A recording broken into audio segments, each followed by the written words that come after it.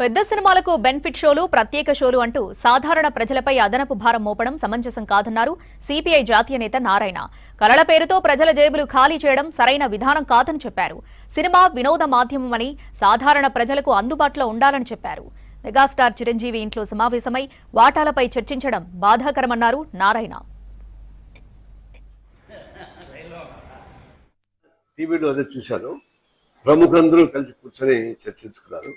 దానిలో ఒక పాయింట్ నాకు అట్రాక్ట్ అయ్యేది ఏంటంటే, ఈ గవర్నమెంట్ రిలీజ్ సినిమాలకి రేట్లు పెంచుతున్నారు, పెంచే దానిలో కూడా మాకు పర్సెంటేజ్ కావాలి అని ఒక డిమాండ్ కనిపిస్తుంది.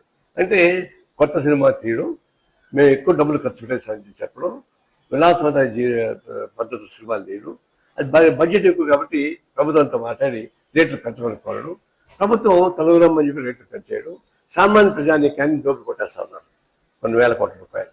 ఇది ఎవరిచ్చారు మీకు హక్కు? మీరు విలాసవంతం ఖర్చు దిగి పెట్టాలా? పారితోషికాలు 100 కోట్లు దిక్కేయాలా? ఆ భారాన్ని మొత్తం తీసుకుని ప్రజల మీద వేయాలా? అది కుదరదు. అలాంటి పద్ధతి ప్రభుత్వం స్వస్తి పలకాల. వాళ్ళు ఏమైనా సినిమాలు తీసుకోండి, ఏ విధంగా అయితే సినిమా థియేటర్ టికెట్ అదే ఉండాలి తప్ప ప్రత్యేకమైన షో పేరుతోటి ప్రభుత్వం అట్లా చేయబడుతుంది. ఒకటి. రెండవది, వాళ్ళ సినిమా నిర్మాతలు కళాకారులతో కలిసి ఎట్లా ప్రజల్ని మీద భారం వేయాలా, మరి ప్రభుత్వం ఏ విధంగా ఆంక్షలు పెట్టాలా అని చెప్పి ప్రయత్నించుకుంటున్నారు.